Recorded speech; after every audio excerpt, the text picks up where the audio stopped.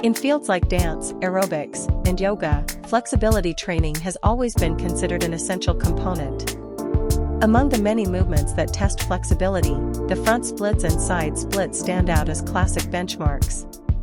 To achieve better flexibility, many people turn to wall-supported standing splits as part of their practice.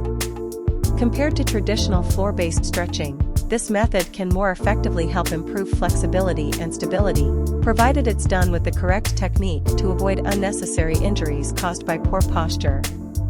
Flexibility isn't just about achieving visually impressive positions, it reflects the adaptability and elasticity of the muscles, fascia, and joints. In professional fields like dance, good flexibility not only determines the quality of movement execution but also directly affects body lines, power pathways, and the fluidity of movement.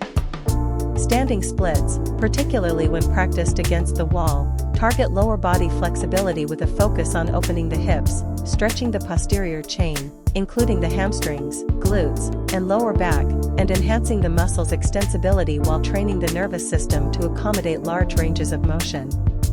One key reason to practice against the wall is to avoid the common compensations that occur during floor-based stretching, such as arching the lower back, tilting the pelvis, or hyperextending the knees, all of which reduce the effectiveness of the stretch.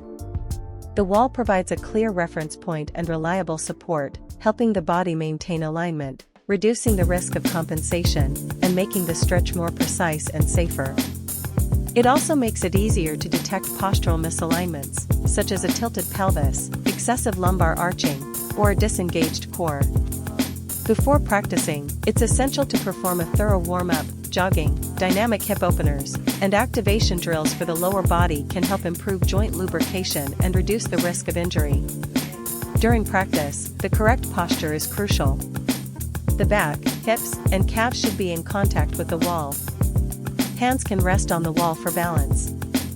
Engage the core to maintain a slight abdominal contraction and ensure the spine is extended naturally. Avoid overarching or collapsing the lower back.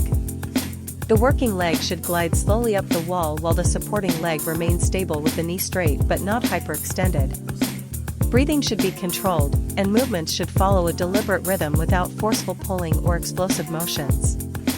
Once reaching the limit of the stretch, hold the position statically for 20 to 30 seconds, ensuring the pelvis faces forward without twisting. The core plays a critical role in maintaining stability throughout this exercise. A weak or disengaged core can cause the lumbar spine to arch excessively, increasing the risk of compression injuries over time.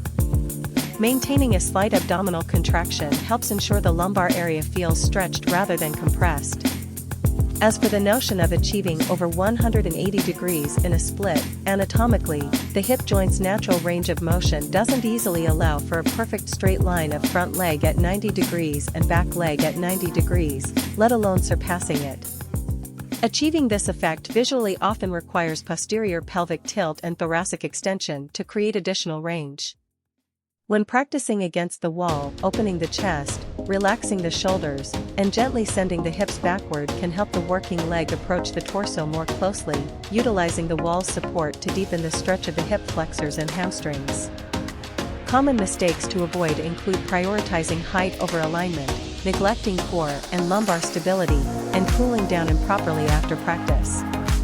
Many people focus solely on lifting the leg as high as possible, resulting in pelvic rotation, spinal misalignment, or knee hyperextension.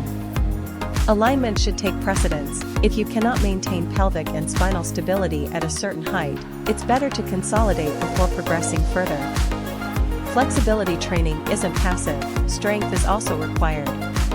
Without core and spinal stability, stretches often transfer strain to small joint structures like the lumbar facets or iliopsoas attachments, increasing the risk of injury. Post-stretch recovery is also important. After stretching, joints and ligaments are in a temporarily lengthened state with reduced stability. Remaining still or getting chilled can cause soft tissue strain. It's advisable to follow flexibility work with gentle muscle contractions to help restore muscular balance around the joints. For training cycles, beginners should focus on body awareness and alignment for the first 3 months, using the wall for feedback and stretching at a moderate intensity, enough to feel the pull but not pain. Between 3 and 6 months, increase hold times to 30 to 60 seconds per set, performing 2 to 3 sets per side, while incorporating supplementary strength training for the glutes and core. Beyond 6 months, combine dynamic and static work to balance hip mobility and stability, gradually working towards greater ranges. Supporting exercises should complement flexibility work. Core training such as planks, crunches, and weighted bridges enhances stability and prevents lumbar compensation. Hip mobility exercises like hip openers and side-lying leg lifts expand joint range of motion. Lower body strength work, squats, lunges, improves the supporting leg strength and balance. Flexibility training challenges human nature. The stretching sensation often borders on discomfort. However, studies show the neuromuscular system's tolerance to stretching improves gradually. Patience is key. Small daily progress accumulates over time, and significant improvement can usually be seen after 3 months. Mental strategies also play a crucial role. Avoid comparing yourself to others. Everyone's skeletal structure and starting point differ. Record small victories. Even getting 1 centimeter closer to the wall is progress worth celebrating. Accept the process. Progress and flexibility is inherently nonlinear. Ultimately, wall-supported standing splits are a scientifically sound and effective method for enhancing flexibility. They help open the hips, extend the posterior chain, and, with the wall as a reference, cultivate proper alignment and core stability to reduce the risk of injury. However, even the best methods require a systematic plan and consistent practice to truly achieve a balance of flexibility, stability, and aesthetic grace.